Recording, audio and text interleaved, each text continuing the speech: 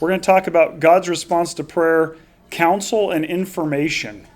Okay? Last week we talked about indirect action and how God uses other people to accomplish certain things, answer certain prayers. The week before that it was God directly answering. So this one is another big one because like last week, I think God uses a lot of indirect action to do things. Would you agree? He uses other people to answer a lot of prayers and do different things. This is another one where he does a lot of this. So I'm going to go through a number of scriptures. I couldn't go through them all on this because this is a massive amount of how God interacts with people. But the goal is to just kind of give you some illustrations of how God does this as part of his response to prayer. Okay? So you could have direct action, you could have indirect action, and then the third one today we're going to talk about is the response with counsel and information. Okay? So let's talk about this. So many times God answers prayer by simply sharing information with the petitioner. He doesn't always have to come in and do something dramatic or even do some what we would say is like an action here. Make this person do this thing or prompt this person to go here. Bring this in to accomplish these actual things in the physical realm. Sometimes it's just, I'm going to tell you something.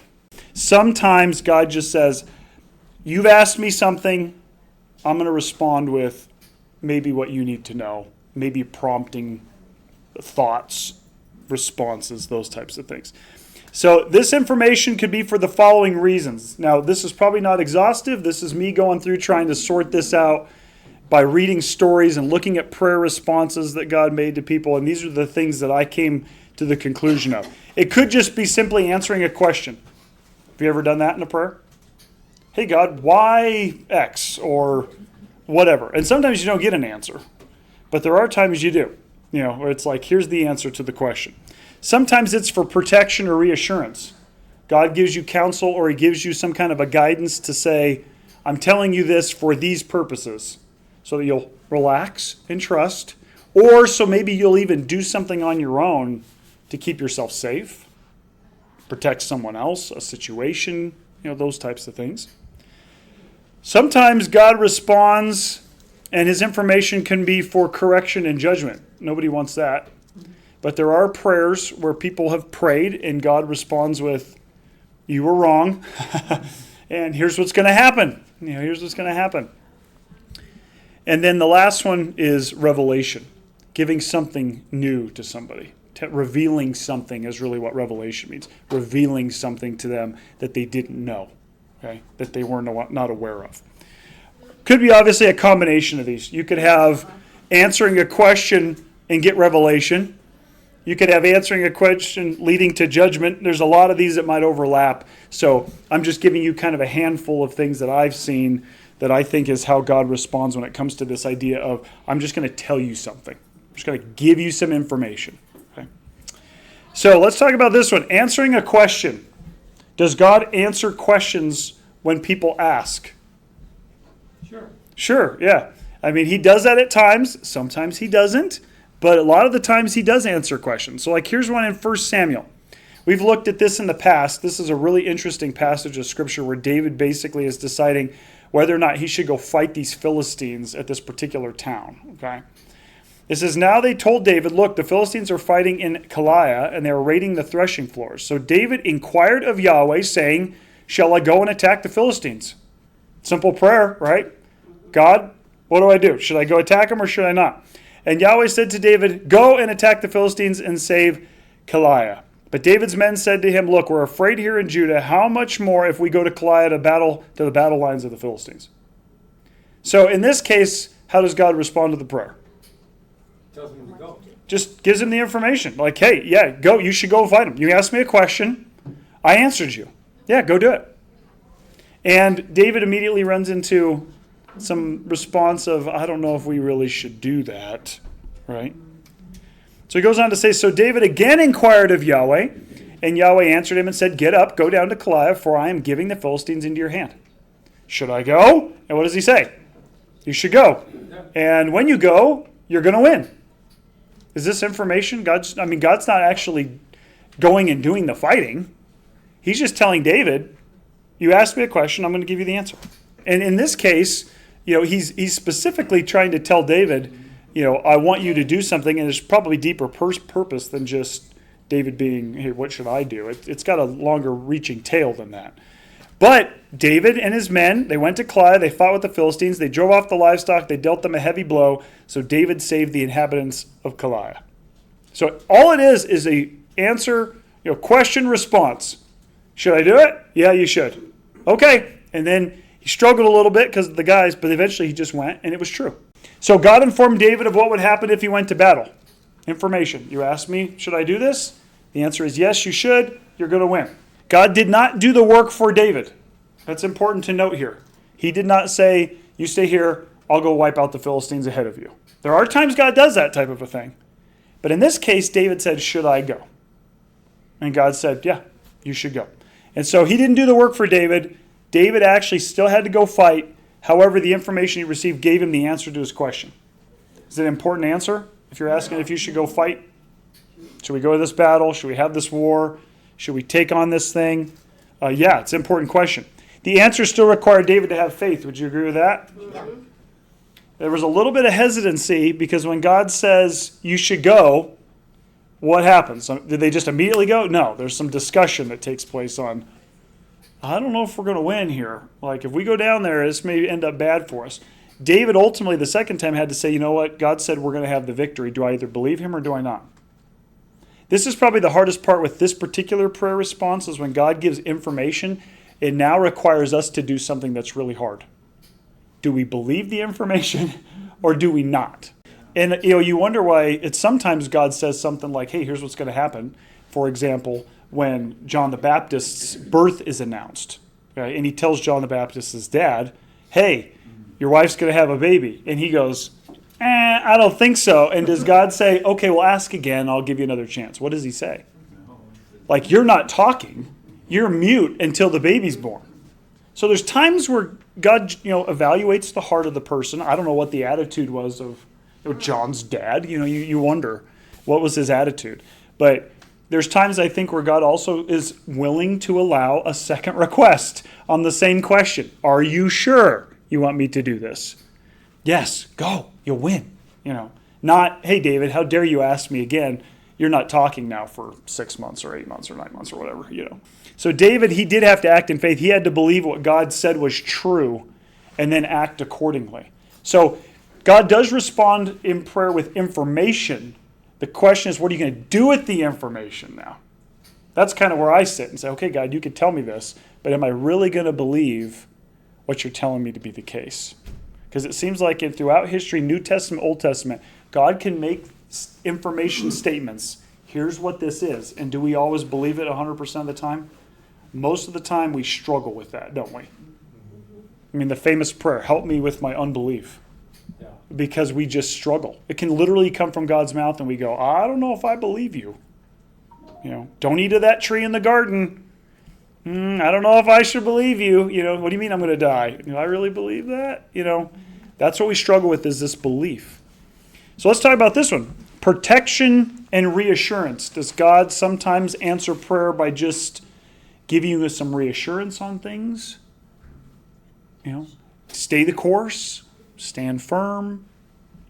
There's an example in 2 Kings. Remember Hezekiah? We've talked a lot about him. He's the guy who prayed and asked for more years of his life. So right before that event where he's actually very sick and he's going to die, and he prays and gets his 15 more years, this is the verses directly before that. Okay, there's some really bad Assyrians that are basically threatening him and the people, and they want to wipe out, the kingdom. And it says, "Thus you shall say to Hezekiah, the king of Judah, let not your God, whom you are trusting, deceive you by his saying, Jerusalem shall not be given into the hand of the king of Assyria. Look, you have heard what the kings of Assyria have done to all the lands by utterly destroying them, and shall you be delivered?" So who's speaking here? This is actually the king of Assyria who's talking. Okay? And the king of Assyria tells Hezekiah, your God's not going to save you, just like all the other gods didn't save those people either. Right? So could you see a little doubt getting into Hezekiah's mind when you look at the evidence of this guy's ability to take over nations? He's 100% here. Like no one has stopped him. And he comes in and says, don't let your God fool you. No one can stand against me. So he hears this. And then the guy goes on, the Assyrian king goes on to say, did the gods of the nations that my predecessors destroyed deliver them? Not Gozan, Haran, Rezeph, nor the children of Eden who were in Telassar. Where are the king of Hamath, the king of Arpad, the king of the city of Seraphim, Hena, and Avah? Where are they? They're all dead. They're all taken over. They've all been conquered. So what is he trying to get Hezekiah to do, this king from Assyria? Doubt. Doubt. God's power. Yeah. Doubt you're going to be the outlier here, that you're actually going to be safe. It's not going to happen. So here's what Hezekiah does. He took the letters from the hand of the messengers and he read them. Then he went up to the temple of Yahweh and he spread them out before the presence of Yahweh. So what's he doing? I got all these letters, and he goes into there and he just literally lays them on the temple, the altar probably, on the table there. And then Hezekiah prayed before the face of Yahweh and said, O Yahweh, God of Israel, who lives above the cherubim, you are God, you alone, of all the kingdoms of the world. You have made the heavens and the earth. Incline your ears and hear. Open, O Yahweh, your eyes and see and hear the words of Sennacherib, which he has sent to insult the living God. Truly, O Yahweh, the king of Assyria, have utterly destroyed the nations and their land. So does he know that these guys are serious, that they're trouble? Yeah, he also knows they've insulted him, they've insulted his God. He has hurled their gods in the fire because they are not gods, but the work of the hands of a human made of wood and stone, so they destroyed them. So then, O Yahweh our God, rescue us, please, from his hand, that all of the kingdoms of the earth may know that you, O Yahweh, you alone are God. So what's his prayer? You're different than all the other gods. You're real. They're not. But can you please save us from this guy who is very boastful, he's very prideful, and he's also very powerful. He's got, he's batting 100 here. He's a tough one. Then Isaiah, son of Amos, sent to Hezekiah, saying, Thus says Yahweh, the God of Israel, what you have prayed to me about Sennacherib, king of Assyria, I have heard. And, you kind of think he's going, thank you, I gave him the prayer, but now what? Right? Therefore, thus says Yahweh to the king of Assyria, he shall not come to this city, nor shall he shoot an arrow there, nor shall he bring a small shield near her, nor shall he cast a siege ramp against her. By the way that he came to her, he shall return, but to this city he shall not come, declares Yahweh. And I will defend this city to save her for my sake and for the sake of David my servant. Okay, so what's Hezekiah's request? Save the city. Keep us alive. And how does God respond? That he will do it. I'll take care of it. No, information provided.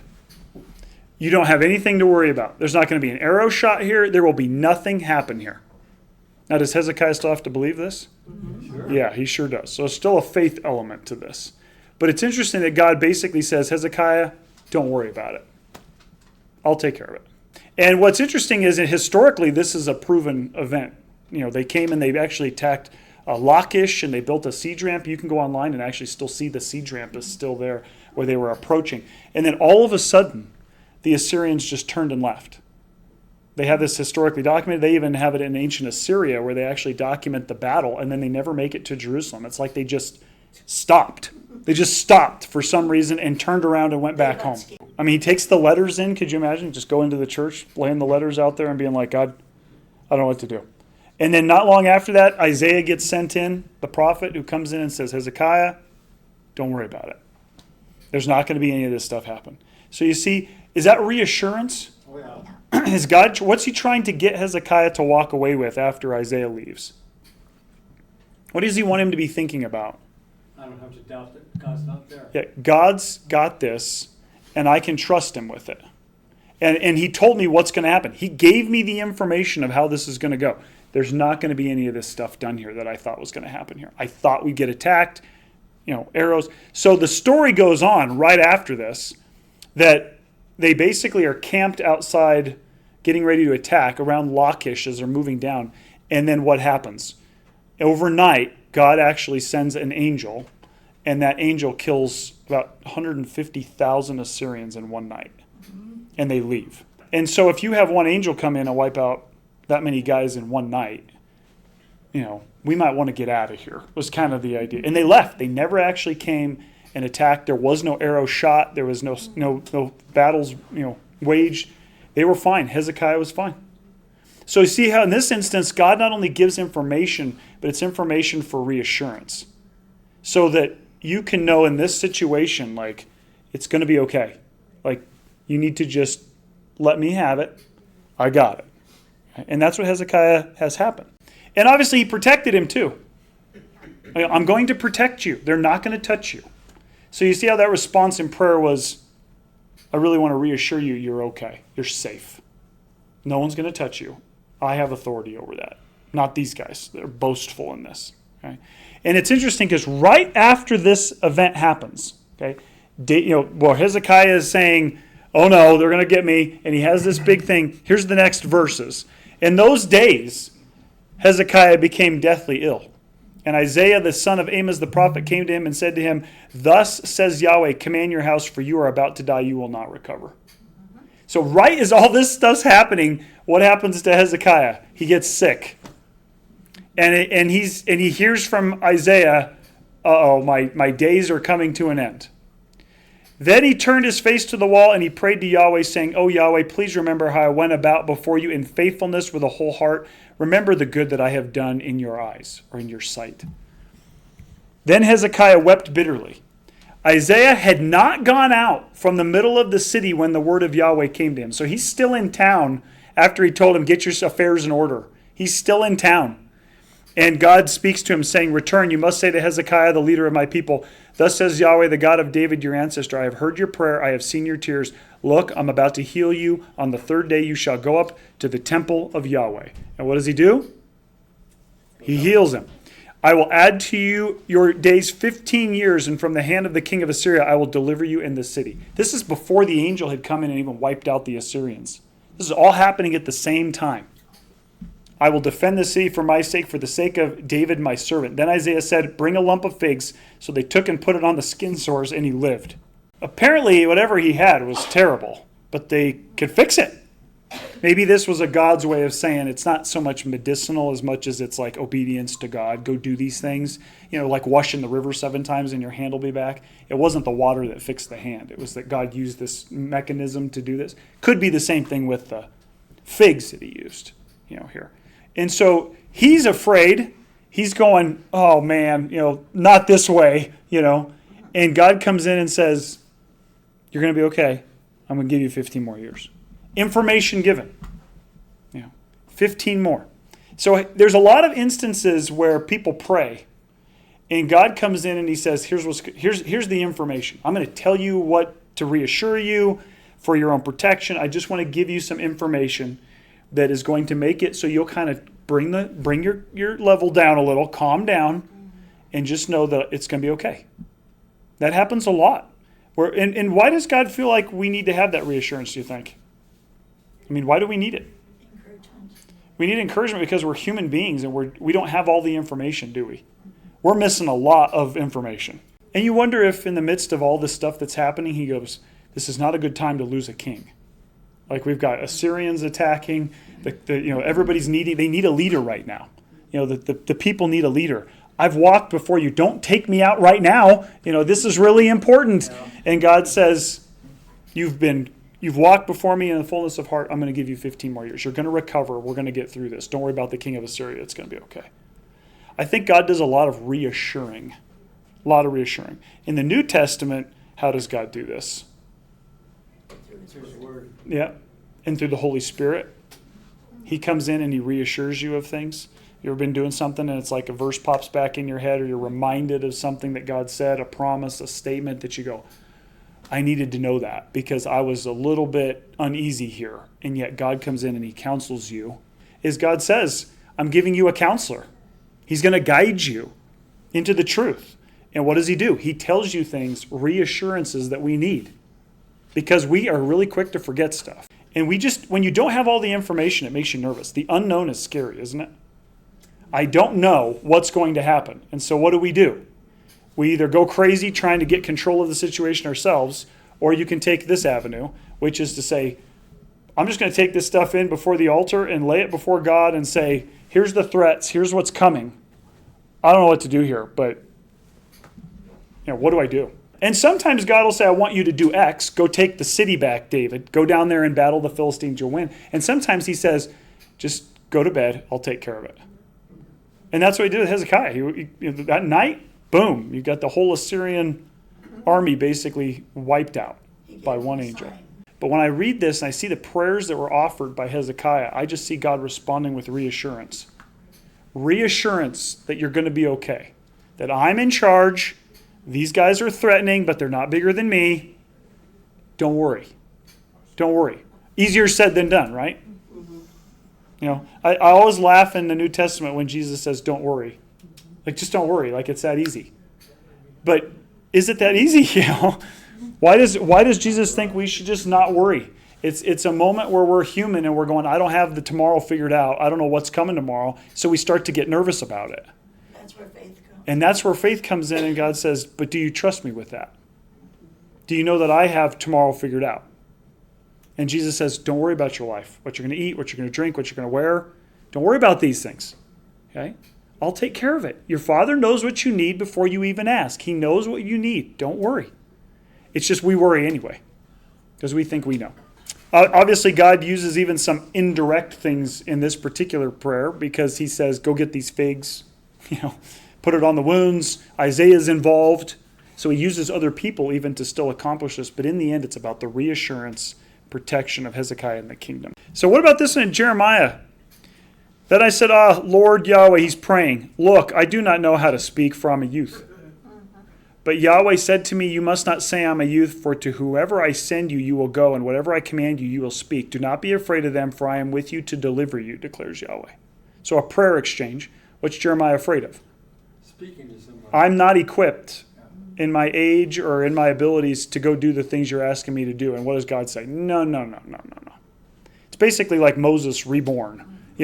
I'm not a good person to talk. We'll take your brother then. He's not letting him out of it, is he?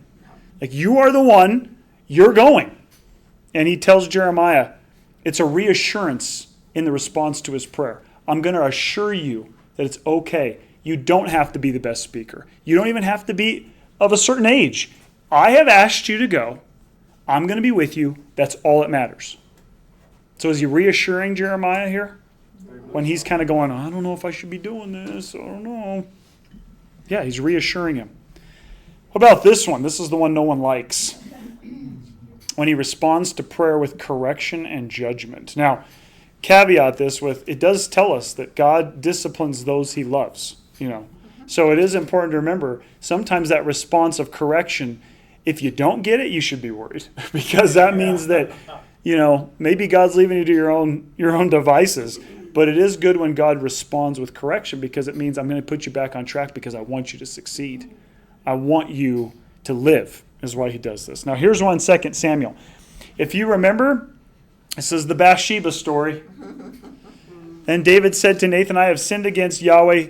Nathan said to David, Yahweh has also forgiven your sin, so you shall not die. But because you have utterly scorned Yahweh in this matter, the son born for you will certainly die. Okay, this is when the judgment is declared. He's not even prayed yet. Then Nathan went to his house, and Yahweh struck the child that the wife of Uriah bore for David, and he became ill. Now here's the thing. What does David do? He prays. He pleaded. So he's praying to God. He's pleading with God on behalf of the boy and fasting. And what's he asking for? The life of the child. Please let the baby live. Please let this not go the way that Nathan has said it's going to go. He went to spend the night and lay upon the ground, and the elders of his household stood over him to lift him up from the ground, but he was not willing, and he did not eat any food with them. So he's totally distraught. It happened on the 7th day that the child died, and the servants of David were afraid to tell him that the child was dead. Now, this is not the same response that we just read in some of these other ones. He prays and he says, please let the baby live. And how does God respond? No. The answer is no. And so the correction, the judgment is seen. God responded to his prayer with correction and judgment because of what he did. Doesn't mean he doesn't love him. Doesn't mean he's not got future plans for him. Doesn't mean other things are not coming that are good, but in this case, David's prayer was answered with, the answer is no. And that's a hard one to figure out. You know, you can understand why this might have gone the way it was, and the way all these things went down were not good situations. But David's pleading here, please don't let this happen. And God says no. This isn't his only son to die. Or his only child. I think it's a son because he says, I'll go to him, he won't return to me. So it must have been a baby boy that he has here. And at one point he loses Absalom in conflict, his son. You know, he's fighting with him over the kingdom. He loses Adonijah, who is one of his other sons, you know, who wanted to take over Solomon's place when Solomon was going to be the king. He loses multiple boys because the family got so messed up with all of the stuff he was doing with the Bathsheba stuff and these other women. And so David got consequences, even though he was a man who never, you know, recanted his faith in God. He always was faithful and trusted Yahweh, but he was a human being who made a lot of mistakes. And God sometimes had to tell him, listen, you asked me for this, the answer is no. There's consequences to your actions. What about this one in Job? Okay, this is an interesting one. So Job is saying this. This guy's afflicted. He's got boils. His wife has left him. He's got all these problems. His family's gone. Everything's as bad as you can get. And he says, I cry to you for help, but you do not answer me. I stand and you merely look at me. You have turned cruel to me. You persecute me with your hand's might. You lift me up to the wind. You make me ride it, and you toss me about in the storm. Indeed, I know you will bring me to death. What a prayer, right? How's he feeling right now? About as low as you can get. And you're going, okay, the next sentence has got to be God saying, Job, it's going to be okay. Job 38, 1-3. Then Yahweh answered Job from the storm, and he said, who is this darkening counsel by words without knowledge? Prepare yourself for a difficult task like a man, and I will question you, and you shall declare to me. Some translations will say, I'm going to ask you the questions, and you're going to answer me now. So what's God's attitude towards Job here? He's getting all ticked off. Oh, let me reassure you, Job, it's going to be okay. No, he's going, whoa. You need to... and listen for a second, right? That's what he basically tells him. And then he says, after he gets done, notice we went from chapter 38 to chapter 42. So God does not come in and say, Job, let me explain why you're being persecuted. Let me explain why your friends are being rude to you. Let me explain why all these bad... He basically says, let me just walk you through all the things I've created. We're going to start in the beginning, and we're going to keep going. Leviathan, Behemoth, he gets into all these animals, he gets into all this stuff. The earth, how he establishes it. Do you see the animals when they're born in the spring? Do you make sure that they have what they need when they're born, you know, from their mothers? And he goes through all this stuff. And at the very end, then Job answered Yahweh and said, I know that you can do all things, and any scheme from you will not be thwarted. Who is this darkening counsel without knowledge? He repeats the question that God asked him. Therefore I uttered, but I did not understand things too wonderful for me, but I did not know. So I don't know that I would say this is God responding with judgment, but he's definitely responding with correction. Would you agree? Oh, yeah. And the correction is, you don't know as much as you think you do. Now, who do you think you are? Yeah. And yet he still loves Job. And he knows Job loves him. But in the midst of this relationship they have, he says, you are speaking out of turn. You don't know what you're saying. And you're doubting me. And I always go back and I think about how Job's lamenting, you're cruel to me, you persecute me, you're throwing me around like a storm, I'm asking for help, you're not answering me. And he basically says, I know what you want is just to kill me. But yet when his wife said, just curse God and die, he says, well, I'm not doing that. That's not right. But he still looks at God like, what are you doing? You're just taking stuff out on me. And I don't know what I did. At one point, Job even laments and says, I wish there was a mediator. I wish there was someone that I could call in, that I could make my case to, and God could make his case, and he could mediate between us. But he says, you know what? There is no such person, because there's no mediator between you and God. Mediator, like who do I call? Who is going to oversee the God of the universe to make sure he, is the arbiter between me and him? That person doesn't exist. You can't go any higher than him. So I'm host is kind of his whole, that's kind of his whole thing. It's over for me. And that's why he laments with this. There's no hope in this for me. And yet God gives him this, I want you to respond to me. And he comes back not with, oh, I understand why I'm suffering now. It's, I realize I spoke out of turn. I didn't have a clue what I was saying. And all God had to do is show up in a storm and start giving him a creation walkthrough. Here's all the stuff that I wrote, or all the stuff that I made. Here's all the things that I did. And he goes, no more questions. I was wrong. See how that correction piece, when God responded to his prayer, it was correction. It's to get you back in the right mindset. Get you back on track because you have gotten off. You've gotten in your pity party. I'm still in control here. You know, and you need to remember me and what I'm capable of and what I can do.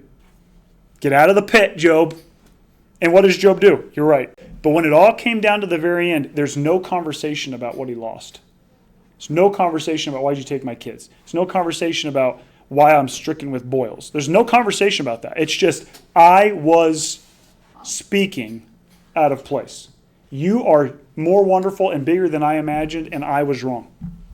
Here I will speak, I will question you, then inform me. By the ears hearing I heard you, but now my eye has seen you. There it is. Therefore I despise myself and repent in dust and ashes. I understand why I'm sick now. Nope. I'm sorry, is basically what he comes away with when God shows up. I'm sorry. I didn't realize. Another one, 1 Chronicles. Now this is a big judgment one. David took a census of his army, if you remember this. And he did it kind of in a prideful way to say, I'm going to count my numbers, see how strong I am. You know. And so what happens? But this word was displeasing in the eyes of God, and he struck Israel. So don't take a census of my people. I'm the one who fights the battles. You can do it with 3 people, you can do it with 3,000. I don't need you counting the army. So God's upset. David said to God, I have sinned severely in that I have done this thing. But now please forgive the sin of your servant, for I have been very foolish. Sounds good, right? What's David do? He repents. Then Yahweh spoke to Gad, the seer of David, saying, Go, you must speak to David, saying, Thus says Yahweh, 3 choices I offer you. Wait a second, he said he was sorry. How about all is forgiven, let's move on? There's still consequences. No. The response to David's prayer is, I got 3 options for you. Choose one of them for yourself, I will do it.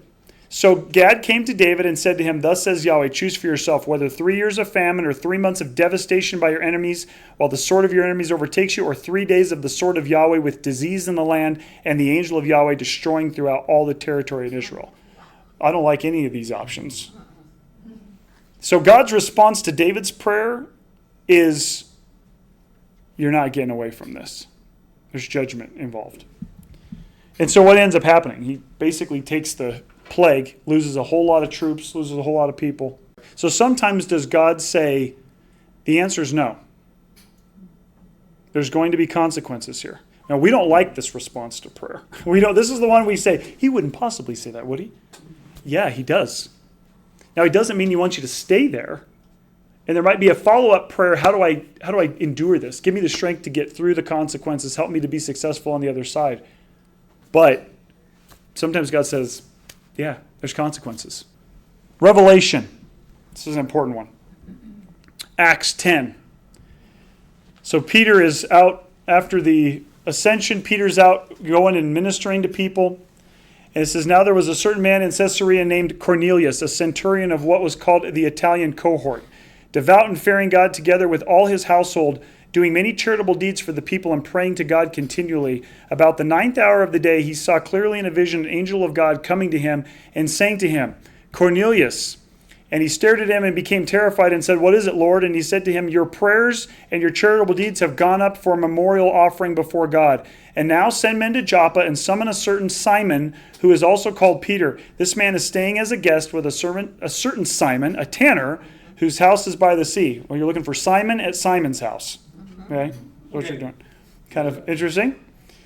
But this is not actually the revelation yet. I mean, you could say this is maybe a little bit of one. This isn't actually the revelation. Because this is setting something up that's bigger. Who's this Cornelius guy? Roman centurion. Roman centurion. What does that mean? Is he Jewish? Not even. No, he's a Gentile. Okay, now Peter is a Jew. And Jews and Gentiles didn't typically associate. Now, there was a big debate that happened in the church in the very beginning over How do we take the Gentiles and kind of integrate them into this Jewish society? Because did Jesus pick Gentiles as his disciples? No. No, he picked Jews. And these guys are all of Jewish history, Jewish descent, Jewish tradition, Jewish laws, eating, all this stuff. And now you've got these people that don't observe any of that stuff, and you got to figure out how to make this work. So they had councils on this. There was lots of discussion on this. And when the angel who spoke to him departed, he summoned 2 of the household slaves and a devout soldier from those who attended him. And after he had explained everything to him, he sent them to Joppa. So what are they going to go do? Got to go get Peter. God told us this is the guy we need to talk to. The next day, as they were on their way and approaching the city, Peter went up on the housetop to pray at the 6th hour. And he became hungry and wanted to eat. Sounds about right. Every time I want to go pray, what happens? You get hungry. But while they were preparing the food, a trance came over him. Have you ever been that hungry? You know, kind of start to slip away for a second, you know? So he's up there praying, and God really gets a hold of him through this, they call it a trance, but he's kind of like in the spirit there for a moment. And he saw heaven opened and an object something like a large sheet coming down, being let down to the earth by its 4 corners, in which were all the 4-footed animals and reptiles of the earth and birds of the sky. And a voice came to him, "Get up, Peter, slaughter and eat." But Peter said, "Certainly not, Lord, for I have never eaten anything common and unclean." This is the weirdest thing, isn't it? He's in this weird trance, and there's like a sheet with all these animals that you're not supposed to eat come down from heaven. And then God tells him what? Eat it. You're hungry? Get something. And what's Peter's response? I'd rather starve. I'm not going to eat unclean stuff that you have said in the past is not clean. Like, these are things we're supposed to abstain from. And the voice came again to him for the second time, "The things which God has made clean, you must not consider unclean." What in the world is he saying? So this is a revelation to Peter that what he has always thought was not, it has changed. Okay? God has always wanted people from everywhere, right?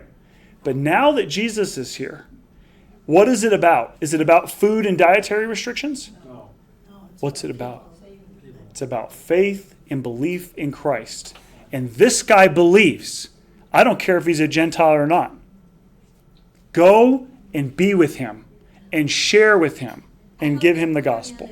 Peter's now in an environment where Gentiles are there. I mean, you've been under Roman rule for a long time. There's always been this pull, But the whole point when it comes to the gospel is, who is it for? Who is the gospel for? Everyone. And so Peter had to have this kind of revelation moment where he goes, "Oh, I see now." And so what ends up happening, he says, "And this happened 3 times, and immediately the object was taken up into heaven. Now while Peter was greatly perplexed within himself," he didn't get it right away. He's going, "What in the world just happened?" As to what the vision that he had seen might be, behold, the men who had been sent by Cornelius, having found the house of Simon by asking around, stood at the gate. And they called out and asked if Simon, who was also called Peter, was staying there as a guest. And while Peter was reflecting about the vision, the Spirit said to him, "Behold, men are looking for you." And it's interesting because they go through this thing where he goes with them and they kind of make the trip. And it says, "So Peter opened his mouth and said, 'In truth, I understand that God is not one who shows partiality, but in every nation the one who fears him and who does what is right is acceptable to him.'" So he goes through this thing where he follows them and he goes to their house and he shares the gospel. The Holy Spirit kind of falls and there's like this visible, like, whoa, God actually is putting a stamp on this. And he goes, "These are Gentiles though." And then he got it. He got Click, lights go on, the revelation in his mind, what's been revealed to him is complete, and he says, "Now I know the whole sheet with the animals thing." And the key is, for a long time, people kept these separate. There's the Gentiles and there's the Jews. And the Jews were a people specifically by God to do these things, but does God want all of the nations? Yes, he does. He wants all of them. Ultimately, he wants all of them. And that's why Israel was supposed to be his kingdom of priests, to bring in the nations. And that's essentially what happens in Acts.